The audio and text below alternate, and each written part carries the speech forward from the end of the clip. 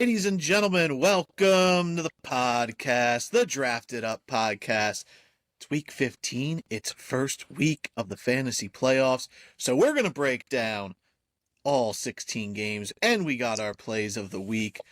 You're watching, you're listening, you already know where to find the show: Spotify, Apple, YouTube, search Drafted Up Podcast. More importantly, help the show grow. Like, rate, subscribe, review, turn your notifications on to get notifications when episodes are posted. That's Nick. I'm Theo. This is the Drafted Up Podcast. How are you doing today, Nicholas? Doing good. Ready to talk some week 15. No bye weeks, a lot of games.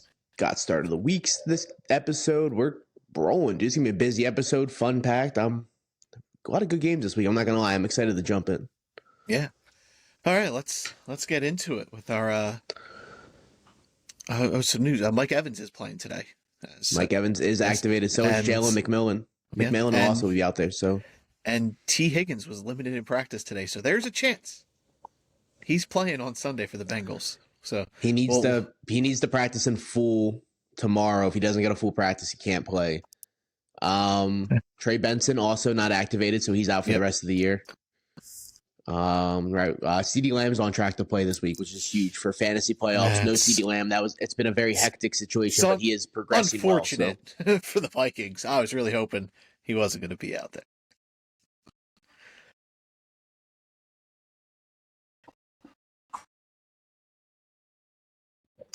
there. So you ready to get into these dubby plays of the week?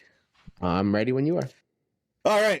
I got the dub last week, week 14, thanks to Jordan Love, Jalen Warren, Jacoby Myers, and Kyle Pitts. I had no J tight end, so it was Kyle, not Kyle Pitts out there. So I took the lead in our standings, 7-6-1. You're 6-7-1. Let's dive into week 15. W Energy plays of the week. W Energy, good, clean energy. Be better. Who's going to be better this week, Nick? Who is your quarterback play of the week? I got a big-time revenge game. Matt Stafford versus Detroit. It's a home game for Stafford, so it's not even on the road. It's in LA. He's going to be thriving. He's been so good since the bye week. Since week 8 on, he's had 18 touchdowns, 2 interceptions, absolutely slinging the rock. Huge bounce-back game last week. His game versus Carolina was a little bit rough, but last week he was 22 of 31, 280 through the air, 3 touchdowns, 0 interceptions. The dude is absolutely throwing the ball to Devontae Adams, Puka Nacua. Like, they're rolling so well, and even the run game is rolling. The Rams in general are just absolutely killing it offensively and defensively. They're just a well put together unit. Mm-hmm. Give me Matt Stafford in a revenge game versus Detroit. That dude's going to go out there on a mission, and I would not expect anything less than 2 to 3 touchdowns this week.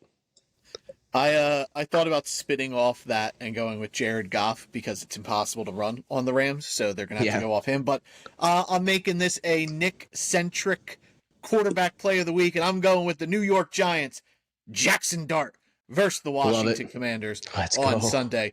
Jackson Dart, he's starting to get this stigma about him that he's good for fantasy because he runs, but the running is all just an upside for him. He's actually been a really good pocket passer.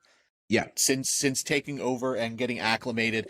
And this is a Washington Commanders defense that is old, it is falling apart, and they just gave up 3 touchdowns to J.J. McCarthy and made him look really good last Sunday. So I am banking off this Washington Commanders defense not going to be able to perform out there. Jackson Dart on Sunday against the Washington Commanders as he tries to push his way to become Offensive Rookie of the Year.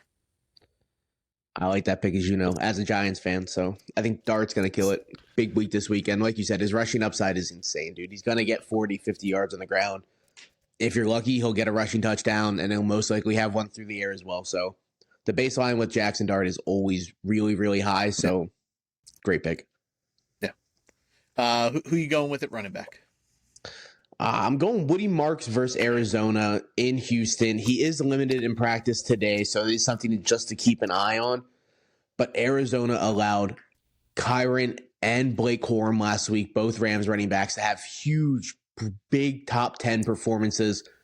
No Nick Chubb, most likely, for Houston, so it's all Woody Marks' backfield. He had 26 attempts last week on the ground, and he played Kansas City, so it wasn't going to be phenomenal, but he was still really, really good fantasy-wise. He ended up with the receiving touchdown.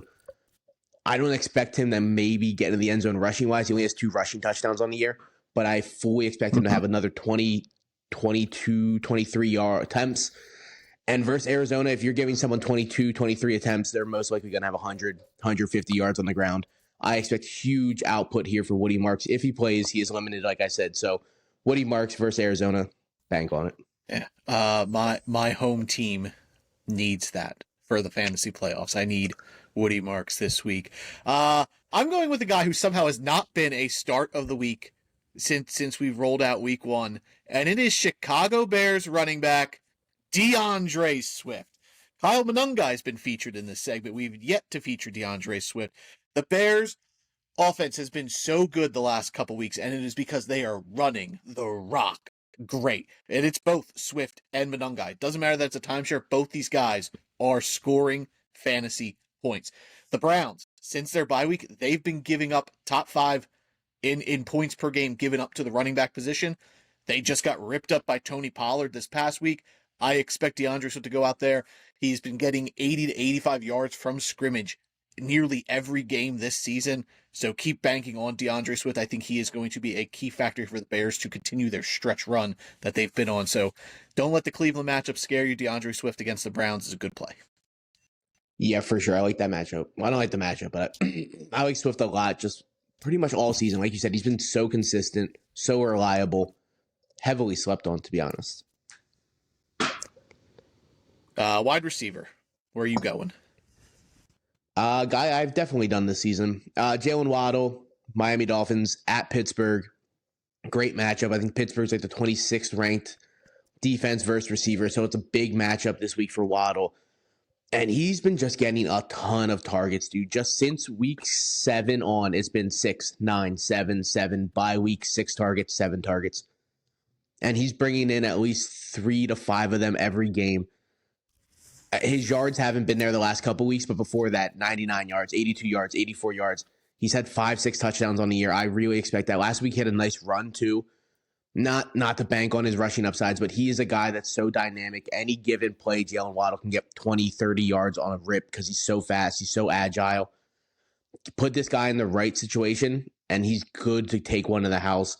I love Jalen Waddle versus the matchup in Pittsburgh. Their secondary has not been good this year, stopping receivers. So, and we brought it up on Tuesday. Like, the Dolphins are playing way harder football than anyone's giving him credit, and Tua's gonna get Waddle the ball. I low key like him. I like Waller, tight end. Darren Waller. No, I like Washington a little bit, but Waller, Waddle, I really like those guys. Achane as well, obviously. But the Dolphins, I think, are in line for a big fantasy matchup this week. So give me Waddle play of the week for sure. My wide receiver, I'd consider just throwing Justin Jefferson in here against the Dallas Cowboys to give the confidence to play him, as I think this is the week we're due for the big Justin Jefferson game. But I'm going with Cleveland Browns defensive tackle. He would call this guy a hoe. This is his hoe of the week. It's Juwan Jennings of the San Francisco 49ers. They're taking on the Tennessee Titans at home. Juwan Jennings, the last 3 weeks, has been a top 20 play at the wide receiver position. He is getting healthy. Brock Purdy's been back, and they are just gelling. They're back to the way they were last year. Tennessee just got ripped up by Jerry Jeudy, so we're going with another double J here. Juwan Jennings, I love the matchup against the Titans. I think you just keep rolling with him, put him in your lineup. I think he's got wide receiver top 20 upside play this week against Tennessee as the Niners push for the playoffs. Yeah, I could definitely see that, and it's definitely not going to be Ricky Pearsall. So, round us out, tight end. Tight end Harold Fanning Jr. this week versus Chicago. It's in Chicago. I get it. It's on the road, but it's a plus matchup. Chicago's like the 20th ranked defense versus tight end, so you like to see that. And with Shadur, dude, Harold Fanning's had 2 touchdowns back-to-back weeks. He is their touchdown guy with Shadur as quarterback. And then we're on the heels of an 11-target game, 8 receptions, 114 yards. And like I said, that touchdown, he's played in 90% of snaps the last 3 weeks. So the dude is always on the field now. Njoku's banged up. I fully expect Harold Fanning to go off this week. I would even flex him in some leagues if you have like Trey McBride, George Kittle, Brock Bowers, any of those elite tight ends. Mm-hmm. I'm still playing Harold Fanning in a flex spot this week. That's how much I think he's going to continue to go off. I'm not expecting the 8 for 114 and a touchdown, but I am fully expecting another 8-9 targets because he is the option for Shadur. And if you're giving someone this dynamic, this athletic from the tight end position, that many targets, hey man, I'm willing to bank on that every Sunday, dude. So I love Harold Fanning. We loved him coming out of college. And the last 2 weeks with Shadur, he's been averaging 14 yards a catch. It's been a season high for him. They're using him in different ways, dynamic ways. And Shadur trusts him at the end of the day. So Harold Fanning at Chicago, play of the week. I fully expect him to have a Mondo week. He's like tight end 5 or 6 on the year, dude. He's having a really good season.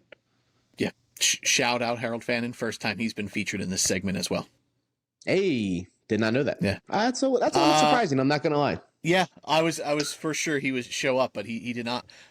Rounding out a tight end, I'm going to stack this with my quarterback. I'm going with Nick's guy, brick hands himself, Theo Johnson. Tight end for the New York Giants, going up against the Washington Commanders. Theo Johnson has been heavily involved in this offense. He has been Jackson Dart's dude since Cam Scadaboo went down. He is, getting red zone targets. He is on the field a ton, and he has touchdown upside. Like he's a guy that's a threat to score multiple touchdowns a game, even though, he's bound to drop one of them as well, because that's what Theo Johnson does. But Washington last week gave up not 1, not 2, but 3 touchdowns to the tight end position against the Minnesota Vikings. I think Theo Johnson's a good bet to get into the end zone this week with Jackson Dart. Theo Johnson, I think, top 5 upside this week at the tight end position. Yeah, no, dude, like you said, like he's going to drop 1 or 2 of them because that's the way he is. But he's legitimately faster than any tight end in NFL history, athletic wise. He is the most athletic tight end to ever take place at the combine. So, like, I get why the Giants are using him so much and how much he's involved in the offense. Like, he is that dynamic and he is such a game changer. I just hope he figures out some type of hand method in the offseason, dude. Like, start focusing on these catches, dude. Like, you got to start bringing in more of these. Because a lot of these drops are like big time touchdown, big time plays. And they're like, if he hits on like even 30, 40% more of those, he would have a Mondo season under his belt, bro. I agree. I think going into next year, Theo Johnson's going to be my big. He takes the jump into top 10 territory for fantasy football. I think him and Dart are really going to focus this offseason. He becomes the number 2 option. The Giants don't draft a receiver. Those are our W Energy plays of the week. W Energy, it's good, clean energy. Use the code DRAFTEDUP. You get 10% off your order anytime you use it. Go to w.gg or look them up in your app store. W, D-U-B-B-Y. Be better. Eat that dub. W Energy. All right, you ready to dive on into these Week 15 matchups? Let's get it. All right, let's start off with an easy one. The Las Vegas Raiders travel to Philadelphia to take on the Eagles. The Eagles are 11.5-point home favorites. The over-under is set at a very gross 38.5 points. The Raiders. Brock Bowers is obviously in your lineup. No questions there. I'm also cool rolling Genty. The Eagles have been struggling to stop the run the past few weeks, so I think Genty is an RB2 with RB1 upside this week. I think he's the only other guy that's going to score points for this team, but sans Brock Bowers. Yeah, you can't even look at Trey Tucker. He's been really inconsistent the last 3 to 4 weeks. And even Genty, I'm not confident. Like, I'm not going to lie. He's been really, really bad. And I get people have been able to run on Philly. But when it comes down to it, it's not being able to run on Philly. It's being able to have an offensive line in front of you. And the Raiders do not have an offensive line. You and I all offseason thought they were going to be decent. They've literally just let Genty run in front of like a bunch of prescores. It's insanely bad. Like Genty's averaging less than 3 yards a carry at this point in the season. He's or under 4 yards a carry. It's a little over 3, but he doesn't even have 700 yards on the ground. He doesn't even have 5 touchdowns on the year. Kyle Monangai has almost better stats than this guy at this point, and he was a 6th-round pick. I'm really worried with Genty going forward. Like next season, I'll be fine, but with Pete Carroll as his head coach, it's unbearable. He's RB 16 in points per game in full PPR, so I'm not overly worried. I expect a kind of I think that's his ceiling this week is kind of like RB14. But I mean, the Chargers don't have a great offensive line. They were able to run on the Eagles as well. So I think Genty will be involved. I think just off workload, he is an RB2. And obviously that's not where you drafted him, but I don't think you move him out of your lineup. And then Philadelphia, this should be a get-right game for the Eagles. This should be a game where you're just like, yeah, lock your Eagles in and move on. But the inconsistency of the offense does not give you the confidence to do so. So I will play A.J. Brown with confidence. I'm on the fence with Devonta Smith, and then Barkley will be in your lineup. He is a little bit above. I would have him at like RB 10 to 12 this week. Yeah, I'm way more confident in Barkley than Genty just this matchup. A.J. Brown, you can easily start. He's been really good the last 3 weeks. They have lost the last 3 weeks, but I get Smith is coming off the heels of 2 bad games, quote for quote, for him, but he went 4 for 37, 5 for 48, and he's seen almost 9 targets in both of those games. So like, they're still trying to get Hurts or Smith the ball at the end of the day. Like, Hurts knows what he has to do, and it's get the ball to these guys, and it's Barkley, Brown, Smith, Goddard. I honestly think the biggest question in this game is, do you start Jalen Hurts? I would not. Like, I would play both our plays of the week, Stafford and Dart, over him. I would play Lamar Jackson. I would have more confidence playing Lamar than I would Hurts. I would play Drake May versus Buffalo over him. I think that's where you start getting the line is down there towards like Jared Goff. Did you bring up that Kenny Pickett's playing this game? No, I didn't bring up anything with Kenny Pickett. Geno Smith isn't playing. Kenny Pickett's the Raiders quarterback. Kenny Pickett's playing? Yes, Kenny Pickett is in line to play Week 15 for the Raiders. Geno Smith is hurt. I did not hear anything about that. Look at that. Huh. I did not know Geno was even hurt. That's how indifferent I am to the Raiders. I mean, it can't hurt them because Geno's so bad. I agree to disagree. Geno's bad, but Kenny Pickett is 10 times worse. A healthy Kenny Pickett is worse than hurt Geno Smith. Target Brock Bowers. I don't have any less confidence in Bowers with Kenny Pickett back there. I don't have any less confidence in Bowers, but they're not going to be able to pass, so they're just going to stack the box. And I think this honestly hurts Genty even more than I had in line before this. You're telling me the Kenny Pickett revenge game? I didn't have that on the docket. But yeah, with Hurts, yeah, like my line with Hurts is like he's down there with like Bo Nix, Jordan Love, and Jared Goff. I would play him over Love and Nix just because their matchups are playing each other. I don't love Love against Denver, and I don't like Nix against Green Bay, but I would kind of hold him in the same boat as Jared Goff, who has a tough matchup against the Rams. So yeah, he's kind of like right on the edge of the QB1 range. Yeah, I would play him over Nix and Love, like you said. Goff, man, I'd probably play Hurts over Goff at the end of the day if I had to. Yeah. Philly wins this game easily for me. Like that, this should be like I said, a get-right game for Philadelphia. Should be, but Philly's been struggling, man, the last 3 weeks. But I'm giving it to Philly at the end of the day. But I don't know. I don't know if anything is going to be pretty. But do you think they cover 11.5?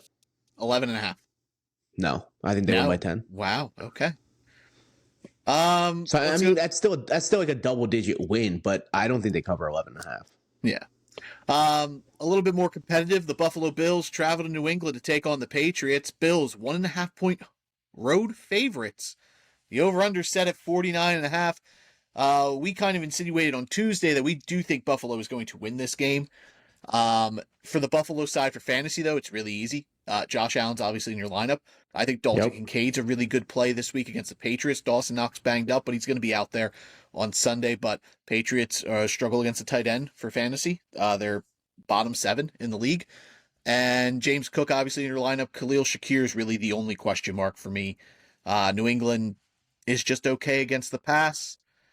I think Shakir's a good double flex play if you're going to get him into your lineup. Yep, that's the thing. He's a good wide receiver 3 or 4, like double flex guy. I would not start him in a single flex league. Unless you like really had to at the end of the day. Like if you had to start Shakir, he's going to get you points over guys.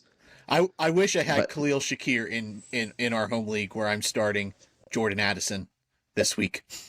that's what I mean. Like, people would play Shakir over a good amount of people, but like I said, a wide receiver 3, wide receiver 4. So I wouldn't lock him into as like a top 25 kind of guy. Yeah. New England, Drake May. I'm not moving on from him. He's been great. He's been one of the best value picks for fantasy this year. I'm locking in Travion Henderson as well. I think he's a good pick. Buffalo really struggles with running back, so Henderson, keep him in your lineup. It's pretty much same question with New England. Do you roll with any of the receivers? Stephon Diggs, Kayshon Boutte. I'm rolling with both. I would honestly I would probably play Booty over any receiver in this game. I'm not gonna lie. I agree. He's the touchdown guy. He's constantly targeted in the red zone. He's been more involved. Like last week or 2 weeks ago, because they had their bye last week when they were playing the Giants. Booty saw his uptick back to his normal, healthy playing time. And that's like 80% of the snaps he's out there. Him and Drake May have really developed this rapport that I agree with you. I would lean Booty over Shakir or Steph Diggs. Yeah, I agree. And Drake May throws one of the best deep balls in football, and the Bills have a secondary that cannot stop deep balls. And who's the deep ball receiver on this team? It's Kayshon Boutte. So it's all just like written. It just makes sense on paper that Boutte is going to be the best receiver in this whole game over Shakir, over Diggs, over Matt Collins, over Keon Coleman if he even plays. So like, I would play Boutte over any receiver. Yeah, I'd play Kyle Williams over Keon Coleman. I mean, probably. I'd probably play a lot of New England receivers over Keon Coleman. Do you chase the matchup with Ramondre for New England? Buffalo really bad against the run. Ramondre, he was back out there his regular, taking time away from Travion Henderson when they played the Giants on Monday. Yeah. If I'm playing one of the backs, I'm still going to lean Travion just because he's still the explosive guy. Ramondre with a full slate of games, I'm kind of iffy on him. He'd be like in double flex. I would play the 3 receivers: Shakir, Boutte, Diggs over Ramondre. Ramondre would be 4th in that line for me. Yeah, probably, but he was on the field 59% of snaps versus the Giants. Henderson was under 50%. So like they're starting to go back to Ramondre, but Travion Henderson is a guy that he doesn't need all of the snaps. He doesn't need all of the attempts. He can take any given opportunity to the house because that's how like explosive he is. He's the complete opposite running back as Ramondre. Ramondre needs 20 carries to have 40 yards. That's the kind of guy he is.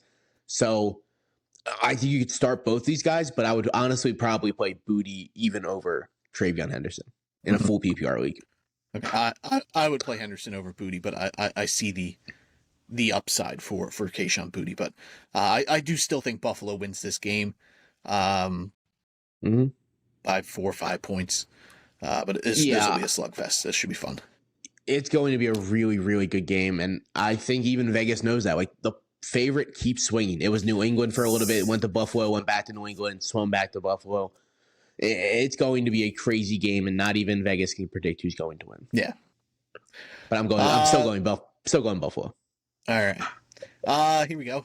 We're just alternating good bad. The Cleveland Browns travel to Chicago to take on the Bears. Bears 7.5-point home favorites, over under 38.5. It's going to be cold in Chicago. Very, very cold. But other than that, no snow, no rain. Should be okay otherwise. Cleveland, I brought it up with DeAndre Swift. They've been struggling to stop the run here of late. So I think Swift and Monungai are really good plays this week. I think both have RB2 as like their floor. And I think that's it for Chicago for me. I don't want to mess around with any of the pass catchers. Like Rome was limited, so he might be out there. But Cleveland's been great stopping receivers.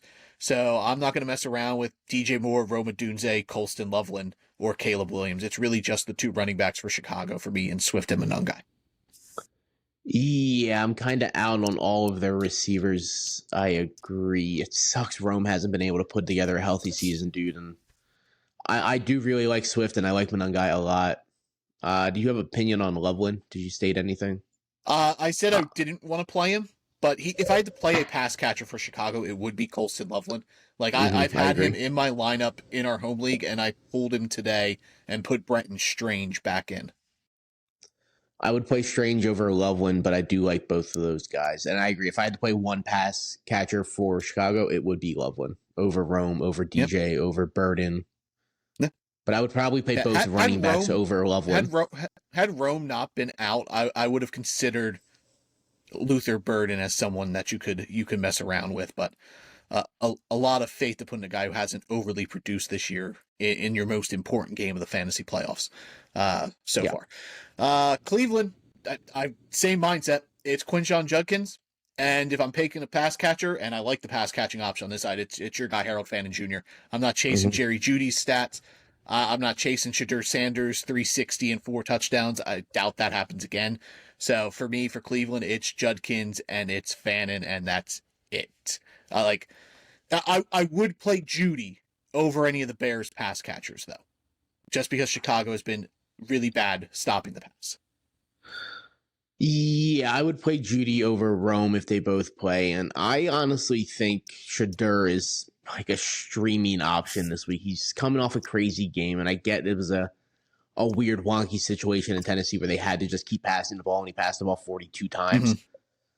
You can pass on Chicago, and I think that's the only way they win is through the air. Like I love Judkins, obviously, but Judkins isn't going to be able to score 4 times on the ground because the Bears are already up 28-0. Like, in order for the Browns to be in this game, it's going to be through the air on the arm of Shadur. I kind of expect a lot of garbage time points for him. I'm not going to lie.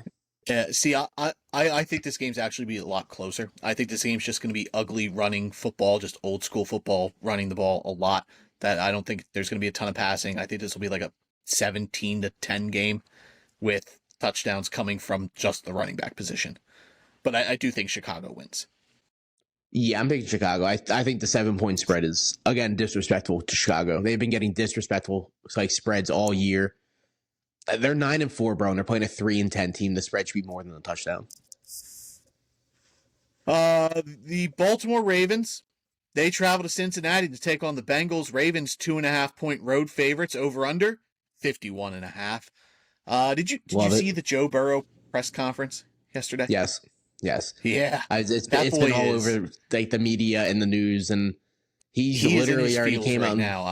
I don't blame him, dude. He's playing for the Bengals, who are in a terrible organization. They've yet to get this guy an offensive line in 6 years in the NFL. He's been put on the IR 3 times in 6 years. What are we doing to this guy? I get he's literally going to be the next Andrew Luck, dude. He's going to retire at 30 because his body cannot take it. He's been sacked like 20 more times than Andrew Luck has in 15 less games than when Andrew Luck retired. That's what I mean. Like it's yeah. My Twitter feed is all Vikings fans just being like, trade for Joe Burrow, just make it happen. So it'll be interesting to see what happens with the Bengals in the offseason. But focusing on this game, I don't think Burrow's press conference is going to affect his play at all. You're still going to play Joe Burrow. If T. Higgins is out there, I can't imagine you pull him from your lineup, but there's risk with that. Jamar Chase, obviously, and Chase Brown's been incredible. Keep rolling with him. Baltimore, the Bengals can't stop the tight ends. So are you messing around with Isaiah Likely and Mark Andrews? Yeah, I'm actually more in on Isaiah Likely, I think, over Mark Andrews. He had 2 touchdowns brought back last week, one because he dropped and then one because a flag, or it was a terrible call. I would lean him over Andrews. I get they just paid Andrews, but Isaiah Likely is the more athletic, the more explosive tight end of the group. Yeah, and he is the tight end that is going to get open on this Bengals defense. Mark Andrews is probably going to go. His stat line's going to be like 3 for 20 on a touchdown, and that's going to be fine because of the touchdown. But at the end of the day, if he doesn't get that, it's a 5-point game. Where Isaiah Likely could easily have a 6 for 80 and 2 touchdown score on this horrific Bengals defense. So give me Likely over Andrews, but I'm playing both of them. Would you play both them over Colston, Loveland? I would probably. Probably. Yeah, Loveland and Andrews are very close, but I would definitely play Isaiah Likely over him. Yeah, I agree. Where do you stand on T. Higgins?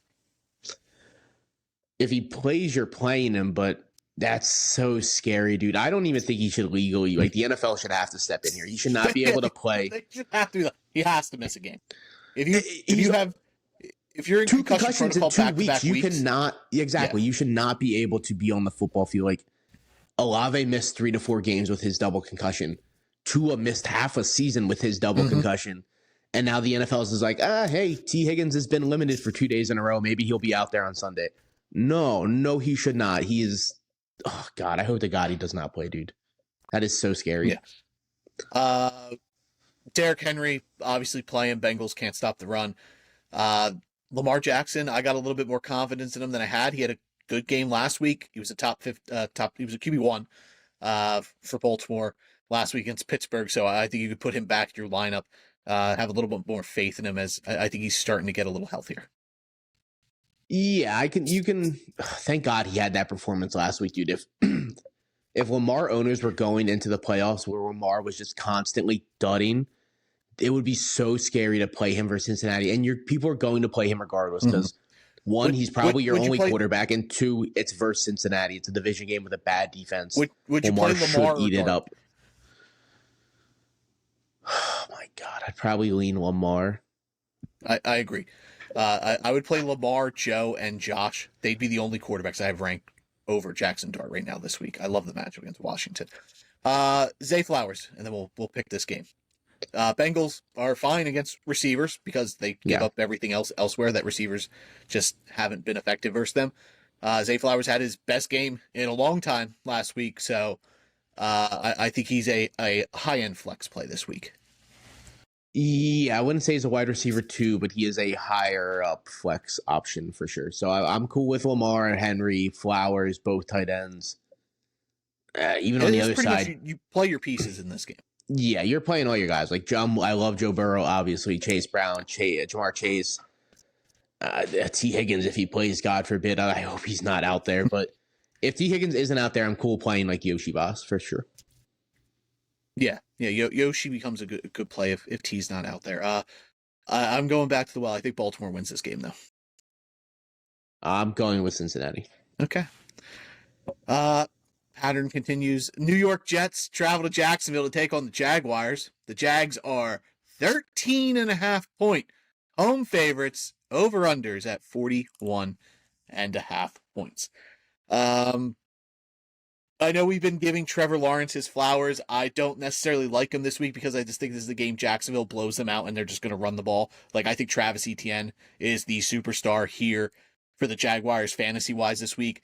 And then, I think Brenton Strange is a fine play. I think he'll be a low-end tight end one. And then Jacoby Myers, if I'm going to play a Jaguars receiver, I'd lean him over BTJ right now. But I think Myers is a little bit lower as a flex option than, Zay Flowers in the last game. Yeah, I would say Myers and BTJ are lesser options than Flowers, but I would definitely start both of them in single flex options. So they're both wide receiver threes. Is Brady Cook the Jets starting quarterback this week? Nothing has been said, but Tyrod and Justin Fields did not play or practice today, so Brady Cook is still the quote unquote starter. So we shall see. If that's the case, the Jacksonville Jaguars defense is a great play. Yeah, if Brady Cook ends up playing, the spread should be 18.5. It should be an all-time spread. Brady Cook, no offense to him, the Missouri quarterback coming out last year. Well, this season, he's a rookie this year. He's not an NFL caliber startable quarterback. He's going to go out there and if lucky, go 14 for fucking 30. They're gonna have to pass the ball so much to keep up with the Jags. Yeah, and the Jags in my eyes, they're not even a great team. We've talked about the Jags endlessly, but they're going to win by fucking 3 scores, dude. This isn't even a football game. Yeah, if Brady Cook is out there for the Jets, you're not playing any pass catcher with confidence. You're not playing him at all. You're not putting John Mechie, A.D. Mitchell, or Mason Taylor in your lineup, and they really shouldn't be, regardless. And then it kind of dwindles the confidence you have in Breece Hall, who's also banged up, but Breece Hall could PPR his way to a good game because he's just going to get all the dump-offs from Brady Cook. So he did get a practice in limited today. So Breece Hall, you'll play him, but there's a chance that he has a dud game because Jacksonville's been great against running backs. They stop the run. So you just have to hope he gets 8 catches and... he PPRs his way to a fine fantasy game. If I'm Brees Hall, my knee's hurting Sunday. I'm not playing. My knee's too tight. Sorry, Yeah. coach. I can't go out there and that run. limited practice took it out of me, dog. You got to get Isaiah Davis out there. You got to get all these other guys out there to roll with Brady Cook and these bunch of scrubs, dude. This team is bad. The Jets are a really bad Jacksonville football wins team. this one handedly. Yeah, not even close. Yeah, which means they'll lose. But real quick though, I don't even think I would. You would have to play Brees Hall because it's the playoffs. But nope, I'm out. I don't think I'm playing a single Jet On the Jets. I'm not playing a single Jet. I'm not playing Brees Hall. We're back on the no Jets. No, not even. Yeah. Yeah. Like I get Justin Fields isn't their starting quarterback, but Brees Hall is the only one you can play. Yeah, this is a worse option for the Jets having Brady Cook out there than Justin Fields. Yeah. The Arizona Cardinals travel to Houston to take on the Texans. Texans 9.5-point home favorites. Over-unders at 42.5. I thought we were supposed Houston, to talk about a Woody good game Marks here. Is out there. You're going to play him. He's the bell cow back right now because it looks like we're going to be without Nick Chubb. Nico Collins in your lineup. Do you mess around with any other pass catcher in Houston? Dalton Schultz, Christian Kirk, Jaden Higgins? No, just Nico. Jaden Higgins, you can double flex if you need to. Like a 2, he's like a wide receiver 4 or 5 this week. Yeah, but you can play Jaden Higgins if you have to. Like if you need a guy that's going to go out there and get 6 to 12 points, Jaden Higgins is probably your guy this week. Yeah, the target shares there. He's been getting 6 targets here pretty much consistently the last couple weeks. So I don't hate him as an option. Arizona, Bam Knight, it's his backfield. DeMarcado's still banged up. Michael Carter's there, but tough to play Bam Knight here against the Texans. He didn't get much done against the Rams, and the Texans are even better at them than stopping the run. Just real quick, name how many Arizona Cardinals would you start? Just a number. Like what would it be? Don't position-wise it. Just how many Cardinals would you play? I would set the line at 1.5 because you're going to start Trey McBride. He is the 1. The half is, do you start Jacoby Brissett, who's been a QB1 every week that he's been out there? And that's even against the Los Angeles Rams, who hadn't given up a QB1 all season. And now the Texans also haven't done that. Well, the Rams did once. It was Bryce Young. But sans Bryce Young, no top 12 finishes there. But I think I would start 2, and the other 2, it would be Wilson or Brissett. I was going to say I would start McBride and Wilson confidently because Marv still hasn't practiced this week. It looks like he's going to miss another game because I don't think he's going to be out there. He's not going to play. So my line would be 2.5. I would start Wilson. I would start McBride. And then if you're feeling real risky with it, you could throw in Jacoby Brissett in there because it's not going to be fun. Last week was literally all garbage time points versus the Rams, and it was really ugly. That to be that same this week. And it's going to be the exact same scenario this week versus Houston, who has arguably the best defense in the NFL. And it's not even a question that they're a top 3 unit regardless every given Sunday. I don't think this is going to be a close game. I don't think it's going to be a fun game. I do think, though, you could play Brissett, you could play Wilson, and you could play McBride because Arizona is going to have to score somehow if they want to keep up with Houston. And those 3 guys are it. Yeah. Yeah, like Jacoby Brissett or Jalen Hurts. Jalen Hurts. Okay, I agree. But yeah, if you've been rolling with Brissett, you've just been streaming quarterbacks, and it's gotten you this far, you're probably not going to find a better option out there. Like Marcus Mariota against the Giants. Would you stream him over Jacoby Brissett this week? Probably not. And Mariota's been decent too, but it's close. I think I lean Mariota close. just because of the matchup, but if you're on the fence, just roll with the guy you've been rolling with, Jacoby Brissett. But Texans win this one, I think, easily. And then Trey McBride's going to be great for you. Michael Wilson will be fine. He's been great without Marv. And then if you have to start Brissett, it's fine. And that's it for Arizona. Yeah, I really would you start Stroud over Brissett? Probably not. I'd probably still roll with Jacoby over Stroud. This could be a game where the Texans just run the ball. Like Michael Wilson's crazy, dude. Like I didn't know they had Jerry Rice on this team the whole time, dude. Like 3 out of the 4 games without Marv, 10 catches, 15 catches, 11 catches, 185 yards, 118 yards, 142 yards. Like his pace is like 185 targets and almost 2,000 receiving yards and 8 touchdowns. And Then when Marv's out there, this guy's non-existent, and this has stemmed for the history under Gannon. Like Greg Dortch, when an injury would go down, Greg Dortch would step in. Good football player. Like I hope the Cardinals fire everybody, move on, and then get a guy in here who's like, let's utilize Michael Wilson because he's clearly a talented football player. A lot of draft analysts love Michael Wilson coming out of Stanford. Yeah, a lot of people were I wasn't very overly high on him because he wasn't productive, but yeah, he had some buzz, and I he had a lot of buzz. A really good pro player when he's had the opportunity. Yeah, dude, he plays really clean football, and I think Gannon, he should have been fired 2 weeks ago. Like, I'm not gonna lie, like his clock has been ticking. He's a clown, bro. He's not an NFL coach. He will be gone very quick. He is the at the end of the season. low-tier version of Nick Sirianni. You could tell they were on the same staff together. Because, like, he tries to kind of be that way, but, like, he's nowhere near the coach of Sirianni. And that's coming from me. You know I'm not a Sirianni guy, but Sirianni blows Jonathan Gannon out of the water in terms of a coach. Yeah. But the way he handled... the way he handled the Cardinals. No, I'm not. The way he handled the Trey Benson situation was like a clown, bro. Like, every time someone asks him, like, oh, is Trey Benson going to be out there in practice? He's going to play. We'll see. Yeah, we'll see. It's literally the day before the guy's going to be inactive for the rest of the season. He's like, oh, yeah, he might be out there. We'll see. Just answer a question like a real human, bro. Like, you don't have to put on this tough guy. Oh, I'm not going to answer any of these questions. Just answer the fucking questions, bro. Like, that's you're in the press conference for a reason. Stop with coach speak and just be upfront about it. Yeah. Only real coaches can get to use coach speak and not some fucking Pop Warner coach. Yeah. We're both taking Houston, right? Yeah. Okay. The LA Chargers travel to Kansas City to take on the Chiefs. The Chiefs, 5.5-point home favorites.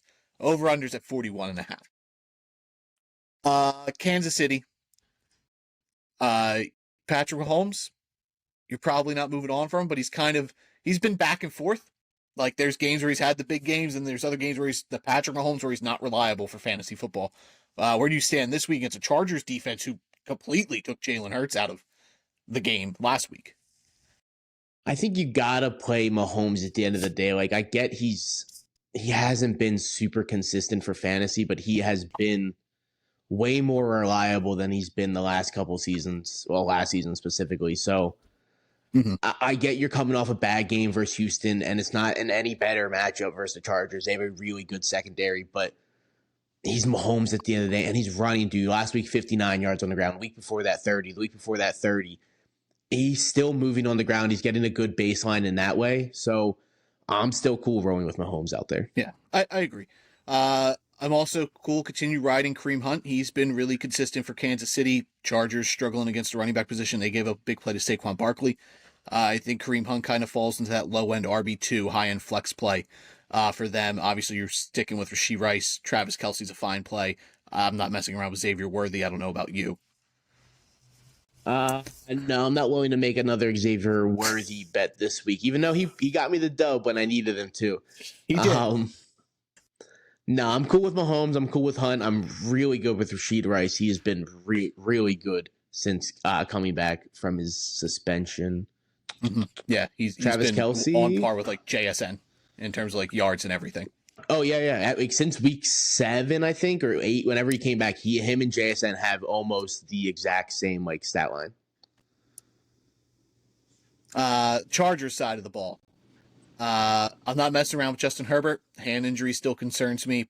I think there's better quarterbacks out there that you can roll along with. Hampton, yeah, he was involved. I'm sticking with him. Theoretically, this should be a bad game for Vidal. He's usually bad after good ones. And I think they're going to ramp up Hampton a little bit more here. Chiefs good against the run, so I'm not messing around with Vidal.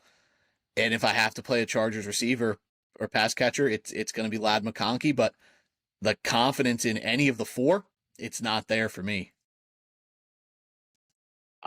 I think I'm more confident on Kamani Vidal than you are. He played in almost 70% of the snaps, where Hampton was 30.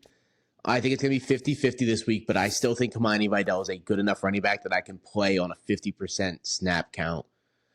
After this week, it's going to get a little dicey because it's going to be Hampton getting the 70% and Kamani Vidal probably 30. But this is probably the last week I'm cool playing Hampton and Kamani Vidal. Yeah, my concern with Vidal is that the Chiefs just really good at plugging up the middle, and that's where his strength is. That I think they might have Hampton out there because he's got more juice, but I don't hate Vidal if you have the option to move on from him, cool. But if he's just been reliable, locked in your lineup, I'm fine with going with him as well. Yeah, yeah, for sure. But the receivers, though, yeah, I would play Ladd McConkey if I had to play one of them. I'm not playing Huge or Keenan Allen, most likely. I agree. I think the Chiefs win this game. Give me the Chargers. Okay. Before we move on to Washington and the Giants, let's shout out our other affiliate over at Finley Hats. Finley Hats are built for good times and long times. If your hat is damaged or destroyed, they'll replace it or repair it absolutely free. They got free shipping across the U.S. They do weekly drops every Friday night. So check them out over at Finley Hats. Join the force at Finley. Click the link in the description. Get yourself a cool 15% off your first purchase over there at Finley Hats. The Washington Commanders travel to the New York Giants. Nice divisional matchup of the bottom dwellers here. Giants, 2.5-point home favorites. Over under set at 46.5. I think this game is going to be sneaky good for fantasy. Like, I think this is going to be a shootout. Like, I think it hits the over. The over is 46.5. I think this is close to a 50-point game. These defenses, not great. I agree. I'm looking at like the people actually playing. Like you could flex Mariota. You can flex Mariota. Chris Rodriguez is an RB3. Agree. Samuel and McLaren, I'd probably both play.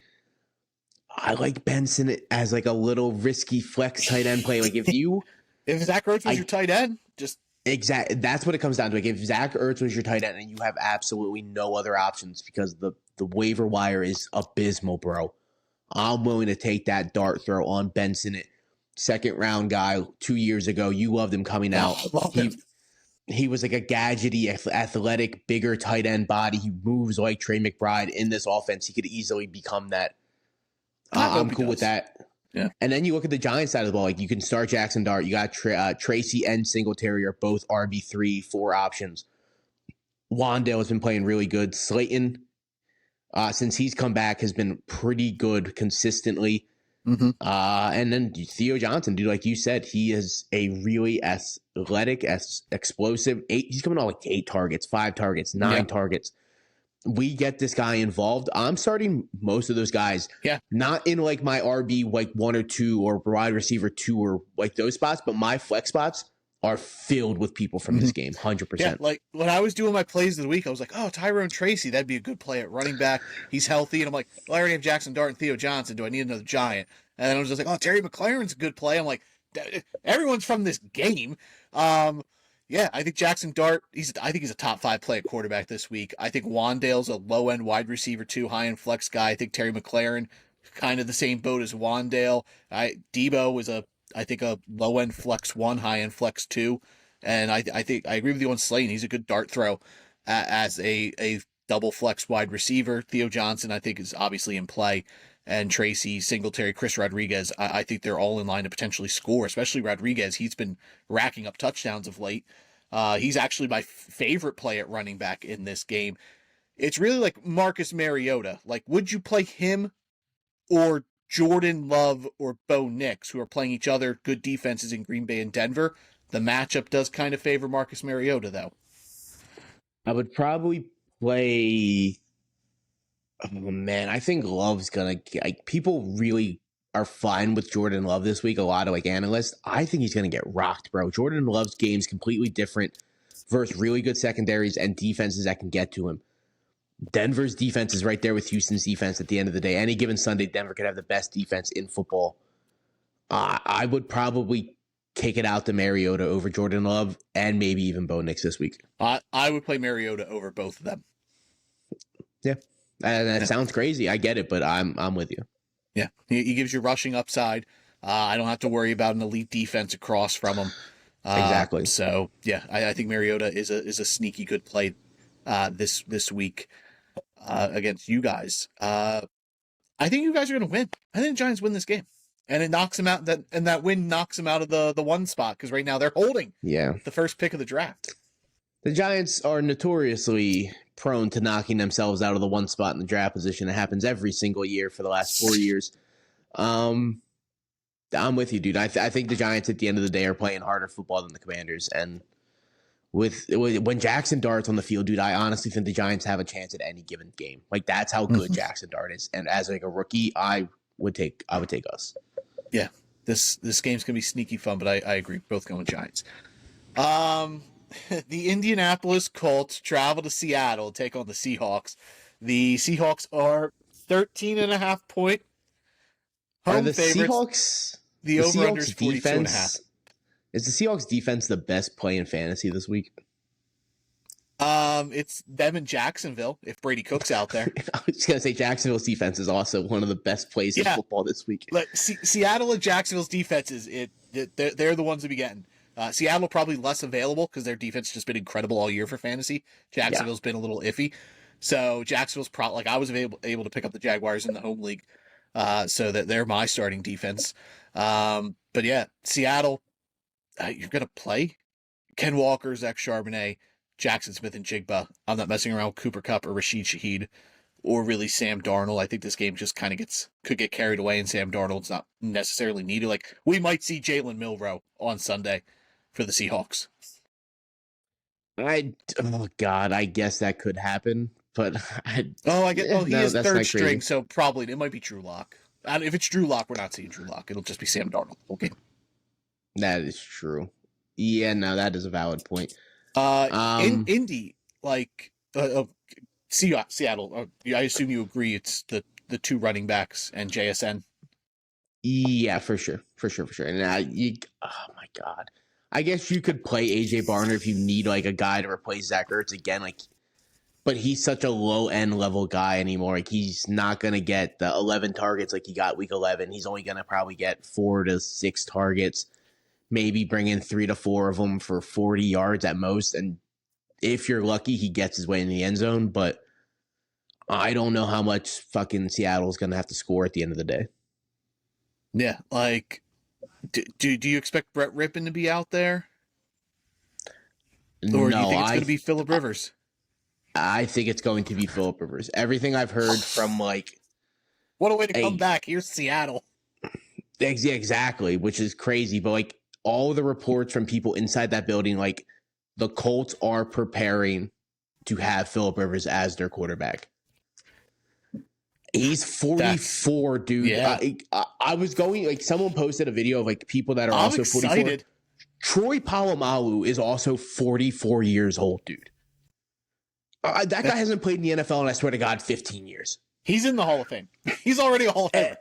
And that's what I mean. Like, it's crazy to even have a 44-year-old guy that hasn't played since 2020, dude. Like, it's... That's the thing. It's the 5-year gap. Like, if he was... like, Brady was 45, but Brady played. There was no... Yeah. Miss a year for Tom Brady, and like Aaron Rodgers is 42. Yeah, it's not missed 1 year. So, it's not missed 2 years or 3 or 4. Yeah, he missed 5 He's five years. On 5 years. 5 years To sign a guy off the street is. It's literally a science experiment. It's no different than what they did with Jeff Saturday a couple years ago. They're like, hey, this guy might be a good head coach. Let's just see what happens. They're like, hey, let's just pluck this maybe future Hall of Famer off the street and let's just see what happens. Wild. Yeah, exactly. And that's like, I don't think it's going to work out, but I'm excited to see it. Like, if it does work, like, it opens the door. Like if Bryce Young would go down, does Carolina call Cam Newton, try to get him back in the house? I don't think so. I really don't. I really like Phillip Rivers at the end of the day, but love him. I think it really affects Alec Pierce. Like, Alec Pierce is unstartable because he's not going to be able to throw the ball down the field. I think it affects all the pass catchers. I'm not confident. I agree. I'm not even confident in starting Tyler Warren. I would play Harold Fannin over Tyler Warren this week. Yeah, I would play Fanning over Tyler Warren, but I'm not going to pivot off of Tyler Warren for anybody. No. It's literally only like a handful of guys. Yeah. I would probably pivot him over. I would probably play Isaiah Likely. I'm not going to lie on that one. Yeah. I love that matchup for Cincinnati.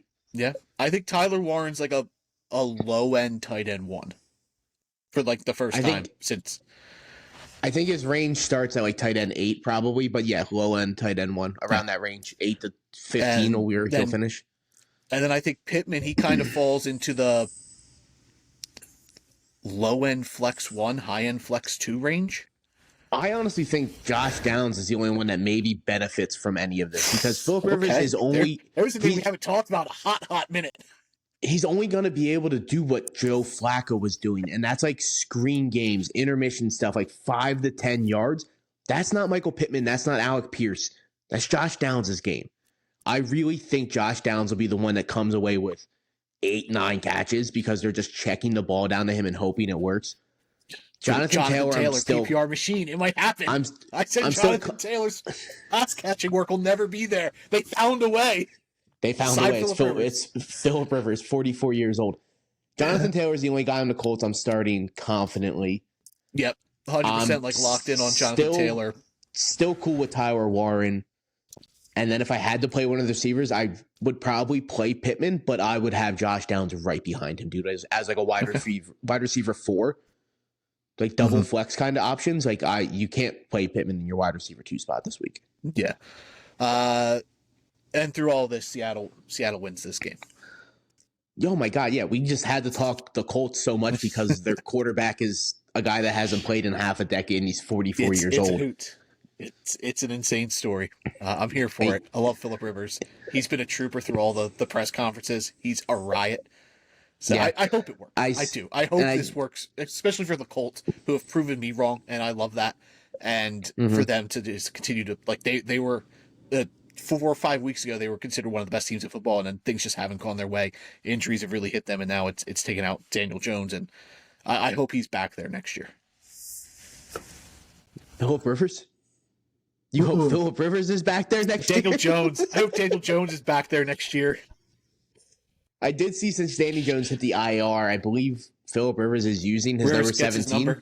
Yeah. Yeah, so that's cool. I fuck with that, and we'll see how it goes, dude. This is honestly like one of the more entertaining games of the week because of Philip Rivers if he plays. So that's what it comes down to. If it does work, can the Raiders call Tom Brady? He's a part owner. Can he not play for anyone else? He can't play anywhere else, right? Yeah, I wonder how that would work. I would take Tom Brady right now over Geno Smith and Kenny Pickett. I would take a 44-year-old Philip Rivers over those two guys. So, yeah, I'm with you, dude.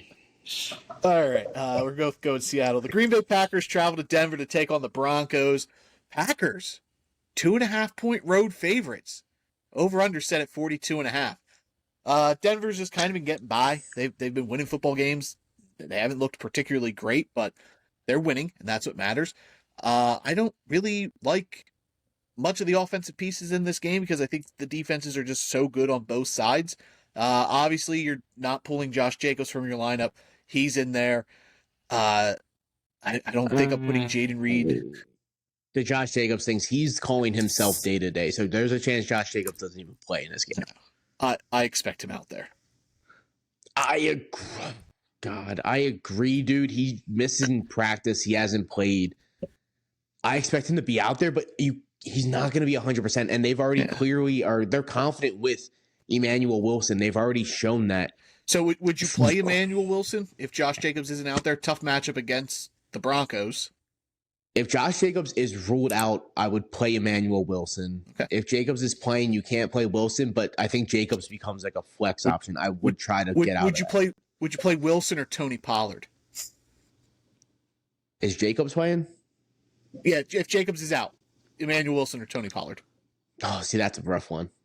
Tony Pollard's coming off the heels of that Mondo game. Yeah. The first good game he's had all year. Yeah, for sure. But he's playing the Niners. They're not great against the run. That's where they're beatable.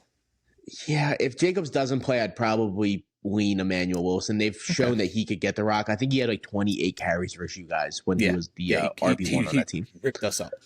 Do you mess around with either of the Packers receivers? Christian Watson, Jaden Reed, I assume they're the top two now in our eyes. They are for me. They're the only two I would play going forward. I don't think Romeo Doubs is a reliable option, and Matthew Golden's non-existent, and Bo Melton's our corner. I think Watson, it's really hard to bench him. He's coming off back-to-back games. He's a heater. PPR. He's been really good. He's had 5 touchdowns in 4 weeks. I get his target share wasn't there last week because Jaden Reed came back. It was his first game out there, and But Christian Watson's. He's a guy that doesn't need targets. He gets the big shot No, plays. no. I'm saying Watson. Yeah, Watson. I would look at both of those guys as flex options, maybe double flex options. But I think I'm still cool playing both of them because at the end of the day, Christian Watson's going to get locked down by Surtain. They're going to have him follow him around. It's going to happen. Mm-hmm. And then the only way this offense gets like the ball moving is through Jaden Reed, having him move around, design plays. You have to get this guy really involved in this game. And Jaden Reed has shown that he can do that and have huge DJ Moore like spike weeks where he can have 150 yards through the air and 2 touchdowns on 4 catches. Yeah. I'm cool with playing both of those guys. I'm not confidently doing it, but I would still play both. Yeah, I would play Watson over Reed. I'm not as high on Jaden Reed as you are this week, at least. Going forward, I think Jaden Reed's a guy you have to have in your lineup. I just don't like it this week. Denver, I would play Cortland Sutton over both of them, and I mean it's not by much, but I will roll with Sutton. He's the touchdown guy here. Pat Bryant's probably not going to be out there. I'm not messing around with Marvin Mims. Troy Franklin's as streaky as Cortland Sutton, but I'll trust the talent of Sutton over Franklin. It's really RJ Harvey. Do you roll with Harvey this week? Yeah, I'm rolling with RJ Harvey. Since the bye week, he's been RB2 and then RB4 last week. Last week he's coming off of 17 carries, 75 yards, a touchdown, and then through the air 6 for 25. It was his most used game. It was his most snapped game. Mm-hmm. We're only going to keep getting up from here with RJ Harvey. I'm playing him this week. Yeah, his involvement in the passing game is what makes him so good for fantasy in terms of like he can be inefficient as a runner, but he's so involved in the passing game here with Sean Payton that it elevates his fantasy game. So yeah, I'm cool with RJ Harvey. How do you feel about Cortland Sutton? I would probably play him over Watson and Reed, but it's not by a lot. I have all 3 of those guys at like a lower flex 1 spot, higher flex 2 spot. I'm not confident in any 3 of those guys. Agreed. Not one of them. I absolutely agree.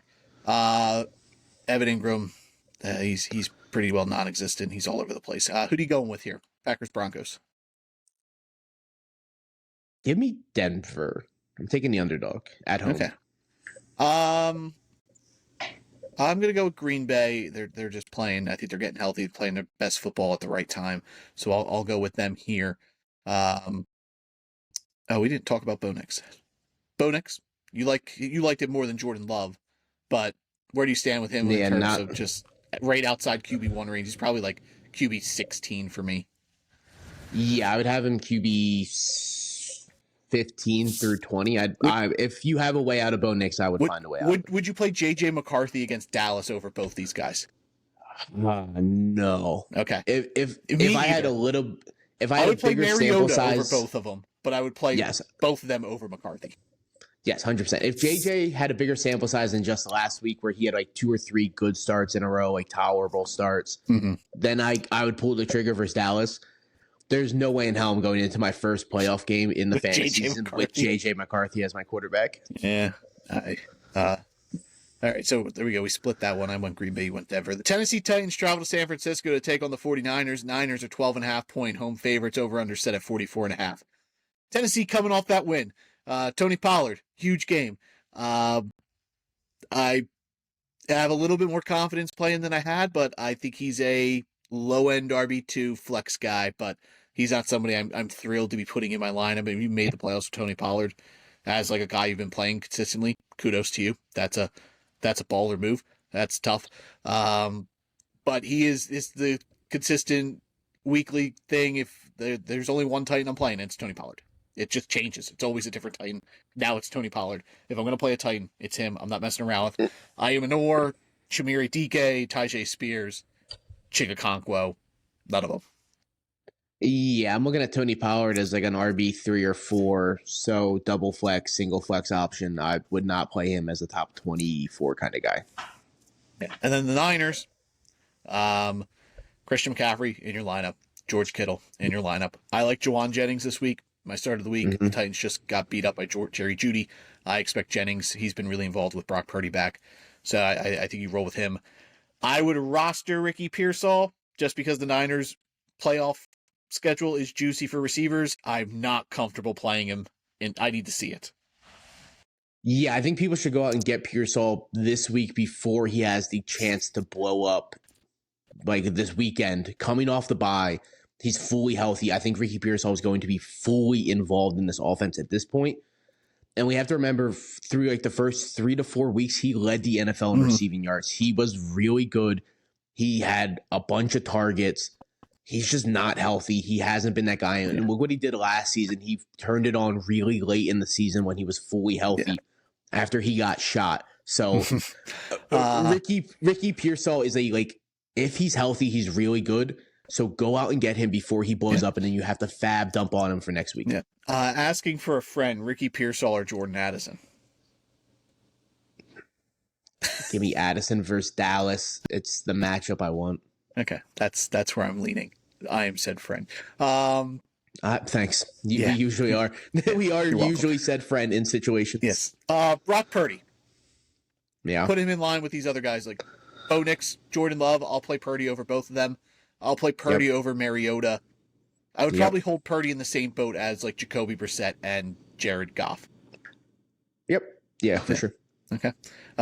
Niners. That's where I'm going. Easy dub. San Fran.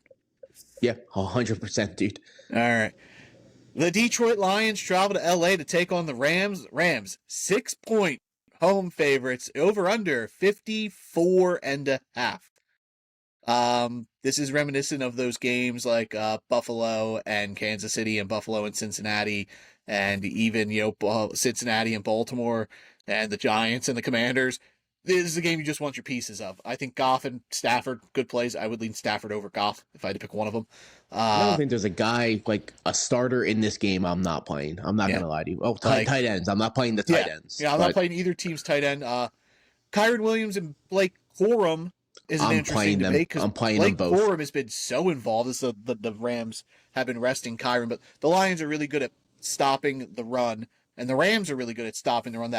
I think the running backs, you kind of temper your expectations, but they're not guys I'm like, the matchup isn't going to scare me from pulling Williams and especially Gibbs. Like, I think if I'm pulling a running back, you're looking at Corum and Montgomery. Like, are you comfortable starting one of them guys this week in the playoffs? Yeah, I would play Gibbs and Williams obviously over their backups. And I get like people are like, well, of course you would do that, but you have to remember Montgomery's been hella involved the last couple of weeks, and so is Blake Corum. Blake Corum's coming off of 128 yards and 2 scores, and the week before that, he had 80 yards and a touchdown. He scored back-to-back weeks. Kyron has also had 6 touchdowns in 5 weeks, so like everyone for the Rams is just scoring at a crazy pace. I'm starting literally Goff, Stafford, Gibbs, Montgomery, Williams, Corum, Amon-Ra, J-Mo, Puka, Adams. You give me an option in this game, I'm playing them. Isaac Taylor. I was kidding about him. I get you were, but if you want to take like a super high end upside, he has back-to-back weeks, double-digit points in full point PPR, and it's all off touchdowns. He's a high-scoring game, threat to score. Exactly. If the over/under is almost 55 points, there's a legitimate chance anyone can get a touchdown, and I would play Tesla as the 5th receiving option in this game. Would you play Tony Pollard over David Montgomery and Blake Corum? They're all in the same bucket. I'm not going to lie. They're all like flex guys, RB3s. I would probably go Pollard because he's the RB1 on that team, and then I would go Montgomery and then Corum. Yeah, Pollard has the least amount of upside of the 3, but he probably has the better floor. I would say he has a better upside than Montgomery because I think both guys at the end of the day can go off for 2 touchdowns, and that's really their ceiling. To where I think Tony Pollard can pull 100 yards on the ground. It's going to be hard for Montgomery with Gibbs being there. Yeah. Who are you going with here? I'm just going to go with the better coached team and the better quarterbacked team. Give me the Rams. I agree. I'm going to take the home team. LA here. Carolina, the Panthers traveling to New Orleans to take on the Saints. Panthers, 2.5-point road favorites. Over-under set at 40.5. Which Panthers team showing up on Sunday? Is it the one that wins football games, or is it the one that drops the ball when you're looking to finally have hope in the Carolina Panthers and then they shit the bed? No, I think we get the good Panthers. They show up this week because They know they got the Bucks coming up for 2 of 3, and those 2 games are going to be for the division pretty They're much gonna be regardless crucial, of what happens. And New Orleans is no slouch. Like, they've played They're really playing good tough. football. Tyler Shuck has them playing good football. They played really good with Shuck as the quarterback, and Kellen Moore's a really good coach. They know how to play games and be in games. So has Shuck's play swayed you? I know a couple weeks ago I said I was confident they weren't playing a quarterback or picking a quarterback next year, that they were going to roll with Shuck. Do you think that Shuck's play has done that for them, and like, or do you still in the boat that they're taking a quarterback in the draft? no, I would say New Orleans tries to stay away from quarterback at this point. I think they'll give Shuck another chance and bring in a veteran to back him up. But at the end of the day, it would not shock me if they still pulled the trigger on a rookie and they're like, hey, Shuck's not our guy. We're not going to be able to be a Super Bowl team with Shuck. If they don't think they're a Super Bowl team with Shuck and they have a quarterback that has a higher grade than they did on Shuck last year, they're going to end up pulling the trigger on it. But Shuck has been playing really decent football at the end of the day. I think he's deserved another chance to play next year. Yeah, I agree. Devin Neal, if play him. I think he's in your lineup. Even if Kamara's out there, I think we'll see more of a workload for Devin Neal than Kamara, he's just been banged up and inefficient all year. So I'm cool rolling with Devin Neal. Chris Olave is a fine play. Carolina's been really good against the pass, so it might be a tough go for him. But I like him and Juwan Johnson. Panthers still struggling against tight end, so I'll put in Juwan Johnson. I'm not chasing Tavon Vele at all, though. Yeah, Vele, I wouldn't chase. Johnson, I'm still cool playing. Kamara hasn't practiced all week, so I doubt he's even going to be out there. Good. Devin Neal, though, has also been limited all practice, but he should be fine. So I expect Neal to be out there, Kamara not to be out there. And I'm cool with Devin Neal for sure. I love Devin Neal coming out of college last year, so I'm really glad he went off last week. Carolina, Tedero McMillan's in your lineup. You're not moving on from him. I'm not messing around with any other receiver in that room or tight end, obviously. It's really the running backs. We saw it shift back to Chuba Hubbard.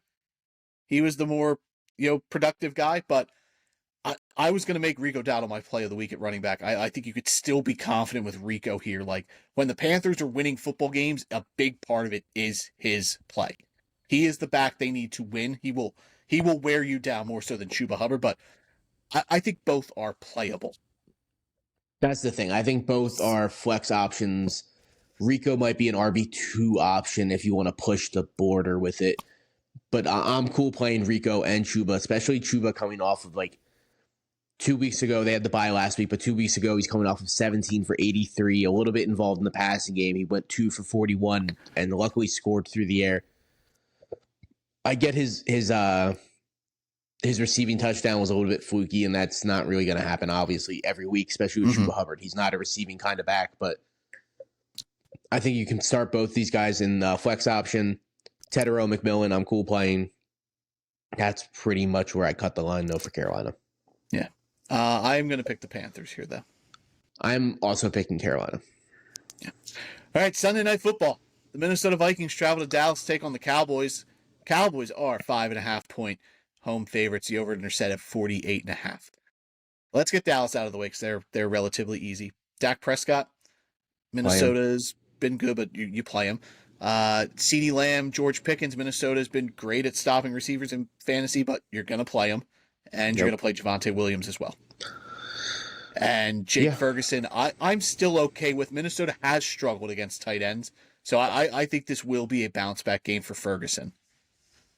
Yeah, CeeDee Lamb, he practiced in full today, which means he's going to play this week, because if you get full practices with concussion, unless you're Jackson Dart, you end up playing.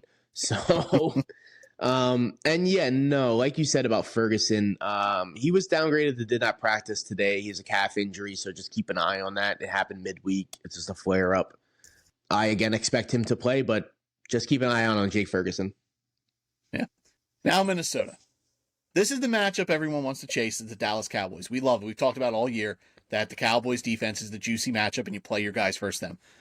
Well, the Vikings offense hasn't necessarily been great. They won 31-0 last week with J.J. McCarthy, 3 touchdowns, but none of them went to Addison. None of them went to Justin Jefferson. 2 went to Josh Oliver. 1 went to Ben Yates, the third-string tight end. So where is your confidence level with the pass catchers, specifically Justin Jefferson and Jordan Addison, because we're not even going to mention TJ Hawkinson because he's not worthwhile for fantasy this year. Man, I'm going to say I'm cool with those guys. Like Justin Jefferson, obviously, I'm not going to bench, but that is such a crazy statement because it's been 2 for 11, 2 for 4, 4 for 48, even like the 5 for 60, 4 for 30, 6 for. Dude, it's been bad. It's been really bad. Like it's been unbearable. But you cannot bench Justin Jefferson versus Dallas. If you made the playoffs with Justin Jefferson, keep him in your lineup because you have to. Like this is the week, and if it isn't, then you can bench him. Yeah, if somehow you made the playoffs with Justin Jefferson, it's been a legitimate struggle. And if you play him this week and you somehow manage to go forward, oh my God, his matchups are they're just so good after this. It's literally Dallas, the Giants, Detroit, all teams you can severely pass on. And you guys are just not getting arguably the best receiver on planet Earth the ball. And it's driving me insane watching it. But I'm still cool playing Justin Jefferson. And Addison is the kind of receiver that burns Dallas, dude. He's so fast. He can easily get behind all 11 guys on the field and then just take a touchdown to the house. So Justin Jefferson, I'm looking at like a wide receiver 2 flex option, and Addison like a flex 1, flex 2 option. Yeah, I absolutely agree. Aaron Jones, Jordan Mason. Aaron Jones been banged up, limited in practice. I know the matchup's juicy, but I don't think he's going to be a big upside guy. I think he'll be a good floor play, whatever his projection is. He'll likely get it for you. And the same with Jordan Mason. Like, if Jones isn't out there, I think Jordan Mason's a great play. But if they're both out there, they kind of just cancel each other out. They're both probably good for 8 to 10 points, but no real ceiling from either of them. Yeah, I agree. I would definitely play Aaron Jones over Jordan Mason if they both play. Yeah, because Jones is out there if he's playing. But if they don't both play, Jordan Mason becomes like an actually good option. But like you said, neither of them are good options if they both play. Yeah. I currently have Aaron Jones sitting in my flex, and I'm debating if I want to put in Jaden Higgins or Jaden Reed over him. I honestly think both of those guys are legitimate options to start over Aaron Jones this week. I'm not going to lie. And then we've kind of already talked about J.J. McCarthy. We kind of have him under all the quarterbacks we talked about this week. I'm not chasing that fire of J.J. McCarthy. I need to see it again. And then maybe next week, J.J. McCarthy is a player of the week. Next episode. I think Dallas wins and they eliminate the Vikings from the playoffs. I'm also going with Dallas. Monday Night Football. The Miami Dolphins travel to Pittsburgh to take on the Steelers. Steelers are 3-point home favorites, over under set at 41.5. Miami, Devon Achane, he's going to be out there. Even banged up, he's in your lineup. He's likely guided you to the playoffs, maybe even to a bye week. And if he got you to the bye week, you're thankful for that because this is a week where he is banged up. But if you're playing, you're still going to play him if he's out there. Same with Jalen Waddle, great matchup. And I also think Darren Waller is a sneaky good play this week for Miami against Pittsburgh. But that's really it. Him not messing around with Tua, not messing around really with Malik Washington. It's really those three guys are really the only playable pieces in Miami. Yeah, I totally agree. I'm not going to play Tua. Achane, if you have him, you start him. He's literally one of those guys. He's no different than like McCaffrey and Gibbs and Bijan and all those elite running backs for fantasy. Like if you have that guy, you're playing him regardless, even if he's banged up and limited all week. Jalen Waddle is my play of the week. I love the matchup. I love what he's been doing the last couple of weeks. He's just been so involved. And like you said, Darren Waller, dude, like I get he hasn't been involved really since he's come back. But he's still seen three targets both games. And now he's got, like, those matchups weren't great. Like New Orleans and the Jets, I get they're not great football teams, but they're decent at stopping the tight end. Pittsburgh cannot stop a tight end if they're, like, dependent on it. And then in 2 weeks, Darren Waller plays Cincinnati, bro, like on a historical run on not stopping the tight end. Yeah. I love Darren Waller the next 2 weeks. I'm in love with that guy. Yeah. Waller could be that piece that kind of you're just like didn't expect to help you win a championship down there in Miami. And obviously, we said on Tuesday, if you're a Devon Achane owner, you should be going out getting Jalen Wright because he is the next man up. He took over the bulk of the carries when Achane wasn't out there this past week. Pittsburgh. I have been out on DK Metcalf for most of the year. I'm in on him. He had the big week. They finally used him how we've been asking them to use him for the past 14 weeks. They finally did it. I think that's their best chance at winning. So I think you roll with DK this week. I think he's a wide receiver too. Really in Pittsburgh, it's sorting out the run game. Jaylen Warren was not efficient at all on the ground against Baltimore, but heavily involved in the passing game. But so was Kenny Gainwell. Kenny Gainwell saw 8 targets on Sunday. So I think Gainwell is a flex play. I think Jaylen Warren is a high-end RB2 this week. Yeah, I would say Warren's an RB2 option, Gainwell flex option. DK Metcalf is luckily he practiced in full. He stayed overnight in Baltimore with an abdominal pain, I believe, in the hospital, but he's practicing full. Mike Tomlin said he's going to be a good go for Monday night. I really like DK Metcalf this week, dude. I also like Warren and Gainwell. I'm cool with both of those guys. And kind of like Miami, I'm really only looking at 3 guys on it. Yep. One of them's not a tight end, but it's just it's Warren, Gainwell, Metcalf on Pittsburgh side. It's Achane, Waddle, and Waller on Miami side. Yep, those are the 6 guys I'm willing to play in this game. Yeah. Who are you going with? I'm going with Miami. Okay, I think Pittsburgh wins. I think the Steelers take the Dolphins.